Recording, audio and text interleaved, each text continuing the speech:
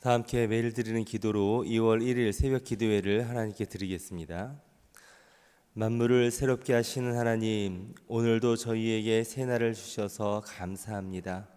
날마다 저희에게 새 마음을 주셔서 옛사람을 벗고 새 생명 가운데서 살게 하소서.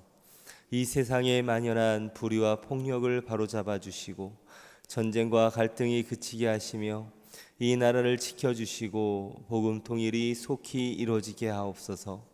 교회와 가정에서 믿음의 대가 잘 이어지게 하시고 성령님의 인도하심에 따라서 저희 교회의 신앙 지도 원칙인 경건한 복음주의 신앙의 육성, 성서적 생활 윤리의 훈련, 교회 연합 정신의 구현, 세상에서 하나님 공의의 실현에 힘쓰게 하옵소서. 모든 교역자들이 성령님으로 충만하게 하시고 모든 성도들이 하나님의 명령을 따라 힘차게 올라가게 하옵소서. 예수님의 이름으로 기도드립니다. 아멘. 찬송가 91장입니다.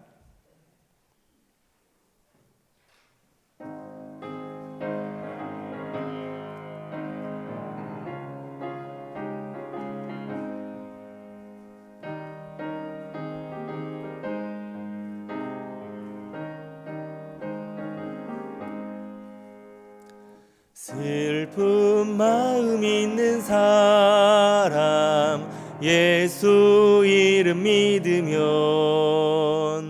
영원토록 변함없는 기쁜 마음 얻으리. 예수의 이름은 세상의 소망이요 예수의 이름은 천국의 기쁨일세. 거룩하신 주의 이름 너의 방패 삼으라. 환난 시험 당할 때에 주께 기도드려라. 예수의 이름은 세상의 소망이요 예수의 이름은 천국의 기쁨일세. 존귀하신 주의 이름 우리 기쁨 되도다. 주의 품에 안길 때에 기뻐 찬송 부르리. 예수의 이름은 세상의 소망이요 예수의 이름은 천국의 기쁨일세.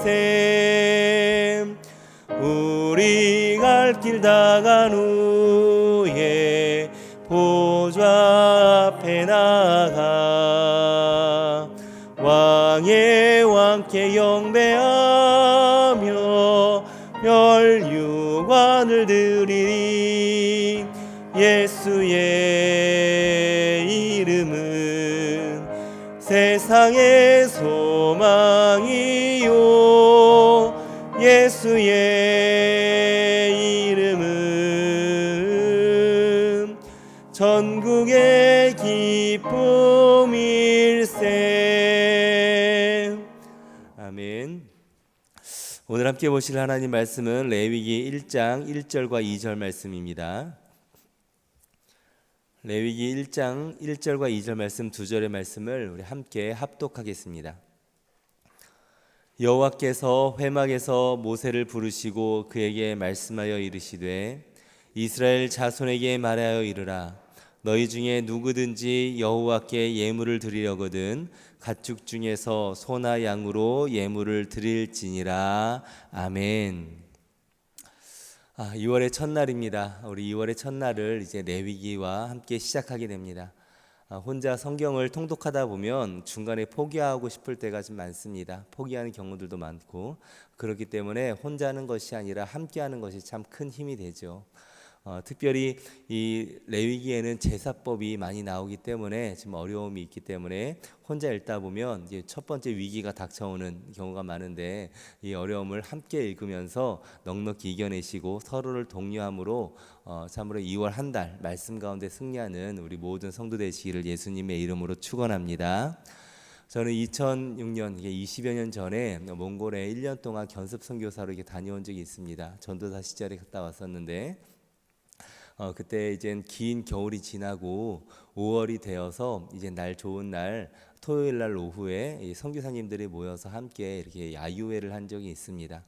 함께 기도 제목도 나누고 또 사역 보고도 하면서 그렇게 서로를 위해서 중보도 하고 또 맛있는 도시락을 먹고 이제 레크레이션도 하고 이렇게 즐거운 한때를 보내고 있었는데, 근데 한 선교사님이 먼저 한 20가정 정도 있었거든요. 근데 한 선교사님이 먼저 일어나시면서 이렇게 말씀을 하십니다. 아직 제사 준비가 안 돼서 가서 제사 준비를 해야 된다고 하는 거예요. 전도사 시절에 그 말 처음 듣고서 순간적으로는 약간 당황했습니다. 선교사님이 몽골에 오시더니 이제 거기에 문화에 좀 적응돼서 토착화 신학 이런 걸 하시나 잠깐 생각을 했었죠. 그랬는데 그렇게 선교사님이 제사 준비가 안 됐다고 일어나자 다른 선교사님들이 나도 아직 덜 됐어 하면서 몇몇 분이 일어나시는 거예요. 제사 준비가 무엇을 얘기한 거겠습니까? 다음 날 예배 준비가 지금 덜 됐다는 것입니다. 그래서 할 설교 준비도 덜 돼서 이제 지금 마저 하러 가야 된다라고 이야기를 하시는 것이죠. 우리는 제사라는 말에 지금 이렇게 거부감이 들기도 하고 좀 불편한 면이 없잖아 있습니다. 우리 한국 사회에서 그런 것들이 있죠. 그런데 사실 기독교는 제사의 종교입니다. 제사의 종교지요. 우리가 부정적으로 제사라는 단어를 보는 까닭은 무엇이냐면, 하나님께만 드려야 될 제사를 이 동양 사회에서는 죽은 조상에게 드리기 때문에 잘못됐다는 것입니다. 그래서 우상 숭배가 되는 것이죠. 물론 뭐 이웃 종교나 다른 데서는 이런 그 조상에 대한 제사가 죽은 혼령에 대한 의식일 뿐이다, 혹은 또 더 좋게 해석해서 조상에 대한 예의일 뿐이다라고 이야기하는 경우도 있지만, 사실 제사의 기원은 본래적으로 숭배와 섬김인 것이지 않습니까? 이렇게 원래 그 제사는 하나님께 드리는 제사, 이것은 마땅한 것이고 기독교는 제사의 종교라는 것이죠. 하나님께서는 우리가 여태까지 보았듯이 이스라엘 백성을 애굽에서 건져내신 후에 시내산에서 그들에게 십계명 율법을 주심으로 말미암아 너희가 더 이상 애굽의 종이 아니다, 노예가 아니다, 믿음의 하나님의 백성이다, 거룩한 백성이다, 그러니 그 백성답게 살아라 라고 하시면서 십계명 율법을 주십니다. 그리고 거룩한 삶을 살 것을 요구하시지요. 그리고 이어서 20장 출애굽기 20장부터는 성막에 대한 얘기가 아주 자세히 나옵니다. 그리고 제사법도 나오고 이런 제사에 대한 것이 나오죠. 성막이 이렇게 성막이 자세하게 설명해 주는데, 성막이 무엇입니까? 어제 보았듯이 하나님이 임재하는 곳이고 회막으로서 하나님을 만나는 곳입니다. 하나님을 만날 때 무엇으로 만나느냐? 바로 제사로 만난다는 것이죠. 제사. 즉 출애굽기와 레위기에는 제사에 대한 내용이 굉장히 많이 나오는데, 하나님께서는 긴 장에 걸쳐서 여러 번 반복적으로 중요하게 말씀하시는데, 그 까닭은 무엇이냐면 예배가 그렇게 중요하기 때문이라 그것을 어제 잠깐 나눴었죠. 그리고 그 제사에 대한 내용이 레위기에 자주 많이 나오는데, 그런데 우리가 사실 성경 읽으면서 레위기가 재미있다고 느끼시는 분은 참 소수일 것입니다. 몇 분 안 되실 터인데 그 어렵기 때문이죠. 그런데 어려운 이유가 무엇이라고 생각하십니까? 단어가 어렵기 때문에, 아니면 절차가 복잡하기 때문에? 물론 복잡한 면도 있지만 제가 볼 때 가장 어려운 까닭은 그 제사를 지금 드리고 있지 않기 때문이죠. 만약에 그 방식대로 지금 드리고 있다면 순서대로 하면 되니까, 이것은 이런 상황인 이렇게 하고 저런 상황은 저렇게 하고 절차대로 하면 되니까 하다 보면 익숙해질 것입니다. 그런데 우리가 그것은 지금 하고 있지도 않고, 또 지금은 하지도 않는 그 제사 방법을 우리가 지금 알 필요가 있겠습니까? 어떤 때는 양을 드리고 어떤 상황은 소를 드리고 이런 절차들이 있는데, 그걸 우리가 알 필요가 있습니까, 없습니까? 쓸데없는 걸 성경에 썼겠습니까? 그럴 수는 없죠. 의미는 있지만 지금 우리가 안 하기 때문에, 특별히 예수 그리스도께서 율법의 마침이 되심으로 말미암아 자신을 유월절 어린 양으로 단번에 드림으로 구원을 완성한 이 시대에는 제사가 필요 없기 때문에, 그렇기 때문에 우리가 그것을 필요 없다고 생각하기도 하고 직접적으로 와 닿지도 않는다는 것이죠. 그런데 그것을 우리는 알 필요는 있다는 것입니다. 그래서 레위기를 쭉 보는데 우리는 제사법을 볼 때 지금 이 신약의 시대에는 그 제사법이 의미하는 것이 무엇인가? 신약의 빛에 의해서 구약을 해석하는 것이 마땅합니다. 영적인 의미를 찾기도 하고 또 여러 가지 또 볼 필요가 있죠. 그런데 그것은, 그렇게 보는 것은 지금 시대를 사는 우리들, 즉 2차 독자라고 하는데 우리들에게 의미 있는 것이지만 그 시대를 살던 구약 백성들에게는 그런 영적 의미가 다가왔을까요? 예수 그리스도를 알지 못하는 그 구약 시대 사람들이 그 유월절 어린 양이 무슨 의미인지 잘 알지 못했겠죠. 우리가 성경을 볼 때 이렇게 2차 의미를 따지는 것도 해석하는 것도 중요하지만 더 원래적으로는 구약 백성들에게 하나님이 이 제사법을 준 까닭은 무엇인가, 그 목적은 무엇인가, 그것을 알아야 된다는 것입니다.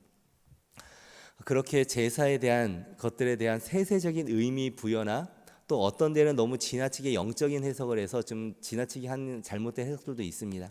그런 해석들이 사실은 맞는 것도 있고 때로는 틀린 것도 있을 수도 있죠. 그런데 하나님께서 이스라엘 백성에게 구약 시대에 이런 복잡한 제사법을 준 목적은 한 가지입니다. 분명하게 있습니다. 무엇이냐면 바로 은혜를 베푸시기 위함이라는 것이죠.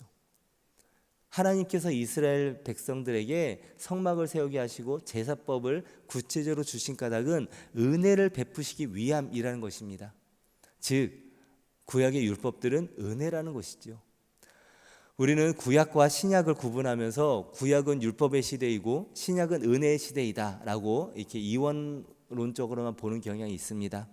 그래서 구약은 잘못하면 심판을 내리는 정의의 하나님, 신약은 벌을 받아 마땅한 사람들을 사랑하시는 사랑의 하나님이 강조된다라고 이야기를 합니다. 일면 맞는 말도 있지만 이렇게 이분법적으로만 생각할 수는 없습니다. 왜냐하면 구약의 하나님은 사랑의 하나님이 아닙니까? 그럴 수 없죠. 신약의 하나님은 정의의 하나님이 아닙니까? 그럴 수 없다는 것입니다. 다 있는 것이죠. 사도 바울께서 은혜의 시대를 명확하게 구분하기 위해서 또 신약의 빛으로 설명하기 위해서 구약을 율법의 시대로 대변한 것이지 율법이 악하다는 의미는 절대 아니죠. 도리어 반대로 율법이 은혜라는 것입니다. 예수님께서는 율법의 완성으로 오셨다고 얘기하잖아요. 율법의 완성으로 오셨다는 것은 예수님의 오신 목적과 율법의 목적이 어떻다는 겁니까? 같다는 겁니다. 율법의 목적도 그 은혜를 베풀기 위함이고 예수님이 오신 것도 율법 은혜를 베풀기 위함이라는 것이죠. 다만 율법으로는 온전할 수 없기 때문에, 완전할 수 없기 때문에 율법의 완성으로서 예수님이 오신 것이라는 것입니다. 웨스트민스터 신앙 고백이라는 고백서라는 걸 좀 들어보셨을 텐데 우리의 신앙 고백을 이렇게 정리해 놓은 것인데 거기서는 구약의 율법을 세 가지로 이렇게 구분을 합니다. 도덕법과 재판법, 의식법 이렇게 좀 나눠요. 도덕법이라는 것은 하나님과 인간 사이 또 인간과 인간 사이의 관계를 규정하는 법입니다. 십계명이 가장 대표적이라고 볼 수 있죠. 그래서 하나님의 거룩하심을 근거한 법으로서 미스파팀이라고 하는데 규례라고 볼 수 있습니다. 이것은 모든 시대와 또 모든 상황에 변하지 않는 절대적인 그런 가치이죠. 도덕법이라는 것이 있고 또 재판법이 있습니다. 재판법, 시민법이라고도 하는데 이것은 사회 질서를 유지하기 위한 것입니다. 즉 고대 이스라엘의 민형사법이죠. 그것은 상황에 따라서 또 어떤 환경에 따라서 조금씩 변해갑니다. 성경 안에서도 그런 법들이 조금씩 변해갑니다. 공동체를 유지하기 위한 그런 법인 것이죠. 먼저 이 두 가지 법을 본다면 도덕법과 재판법은 좋은 것입니까? 나쁜 것입니까? 이런 법이 있는 나라가 좋은 나라일까요? 아니면 자기 마음대로 도둑질하고 다니고 살인해도 뭐 어떤 제재도 없고 신호도 안 지키고 뭐 이런 질서 없는 나라가 좋은 나라겠습니까? 당연히 율법이 있는 나라가 좋은 나라입니다. 구원받은 백성으로서 하나님 시민으로서 더 고상한 더 이상적인 도덕법도 지켜야 되는 것이죠. 그러니까 율법은 우리에게 좋은 것입니다. 그럼 마지막 남은 의식법, 제사법입니다. 제사법은 어떻습니까?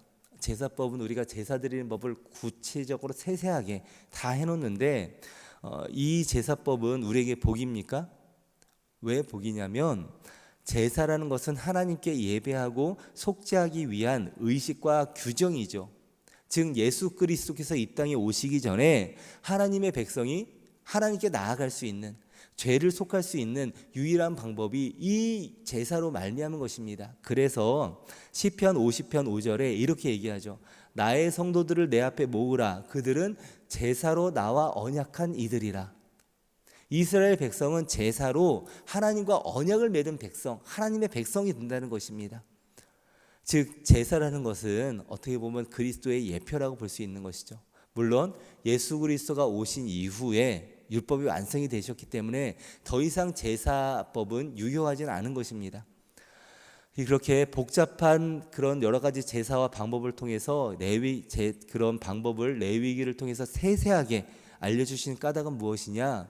죄를 사하여 주시기 위함이라는 것이죠. 하나님께서는 아담 이후에 모든 사람이 죄인일 수밖에 없는 그 사람들을 용서하기 위하여, 가인이 그랬고 노아의 사람들이 그랬고 홍수 심판에서 구원받은 사람들조차도 바벨탑을 쌓아 하나님을 대적하는 그 악한 시대에 이스라엘을 건져내셔서 그들로 제사와 언약을 맺으십니다. 그 방법이 없는 자들, 죄에 빠져서 계속 반역하는 그들에게 죄를 씻을 수 있는 방법을 허락하여 주시는 것이죠. 그렇기에 제사법은 은혜의 법입니다. 우리가 레위기를 볼 때 이렇게 이 레위기를 통해서 그 공부하듯이 하나하나 배우는 것도 참 재미있고 의익이 되지만 그 이면에 깔려 있는 하나님의 사랑과 하나님의 은혜와 우리를 결코 포기하시지 않는 그 하나님을 만나는 귀한 복된 시간 되시길 바랍니다. 하나님은 사랑에 애타는 아버지십니다. 우리가 잘못을 하고 또 고백을 하고 돌이킨다면 언제든지 우리를 받아주실 사랑에 애타는 아버지십니다. 아무쪼록 오늘 하루도 하나님의 은혜, 긍휼을 사모하면서 믿음의 길을 걸어가는 복된 삶 사시기 바랍니다. 구약의 율법에 얽매여서 종생활하는 바리새인과 같이 사는 것은 아니지만 용서받은 참된 자유인으로서 하나님 주신 율법들을, 계명들을 참으로 기쁨으로 복임을 알고 또 하나님 앞에 살아 누리는 복된 천국 시민으로 살아가는 오늘 하루 되시기를 예수님의 이름으로 축원합니다. 우리 함께 기도하겠습니다. 우리 기도하실 때 말씀을 놓고 기도하겠습니다. 먼저 은혜의 율법 안에서 하나님의 사랑과 참 자유를 누리는 인생 되게 하여 주시옵소서. 우리 기도하기 원합니다. 또한 기도할 때 2월 1일 기도 제목으로 기도하겠습니다. 영락에 속한 교육기관들, 또 어린이집, 유치원, 신당 5동 어린이집과 영락 중고등학교, 영락 의료과학고등학교, 대강 초중 고등학교, 보성 여중 고등학교를 통해서 성경적 가치관이 잘 전수될 수 있도록 우리의 아이들을 위해서 기도하겠습니다. 또 김경식 선교사와 고금자 선교사의 가정과 사역을 위해서 우리 뒷면을 참조해서 기도해 주시고 또 각 교구별로 기도 제목이 나온 뒷면에 기도 제목을 놓고 함께 중보하며 기도하며 나가도록 하겠습니다. 기도하겠습니다.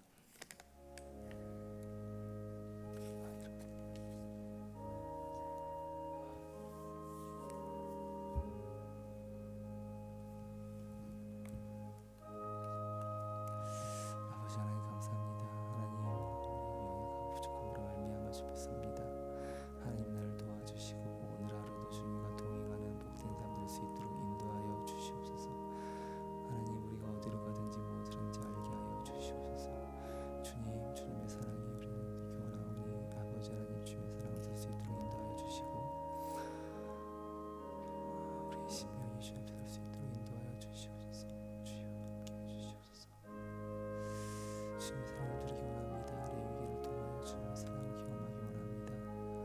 하나님 다시 한번 주님 앞에 설 수 있도록 인도하여 주시옵소서.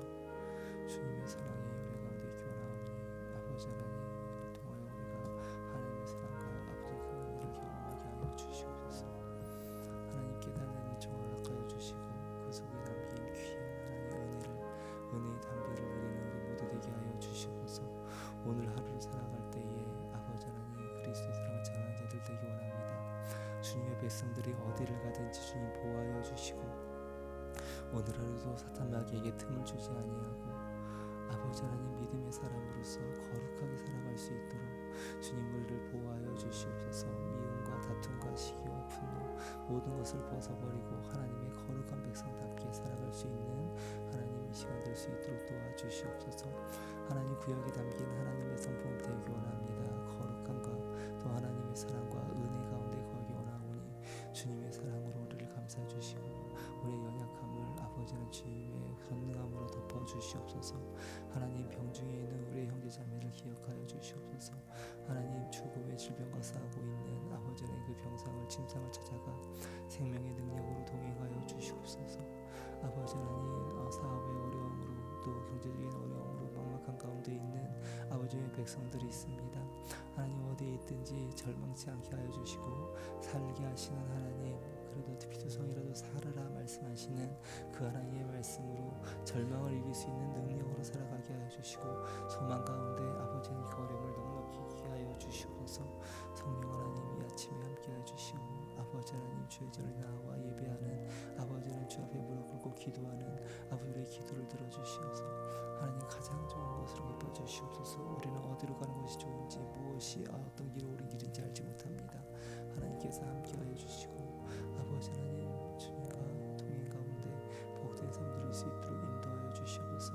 오늘 만나는 모든 사람들 또 해야 될 일들 또 계약되어야 될 것들과 아버지 하나님 우리 모든 일들 가운데 하나님의 지혜를 말미암아 하나님의 뜻을 따라 걸어갈 수 있도록 도우시고 우리 사랑하는 자녀들 어디에 있든지 무엇을 하든지 하나님께서 지켜 돌봐 주시옵소서. 우리가 할 수 있는 것들로 보일 수는 얼마 되지 않사오나 하나님께서 함께 하심이 싸우니 주여 함께 하시고 도와주시소. 아버지 하나님 평안한 가운데 살아가게 하여 주시옵소서.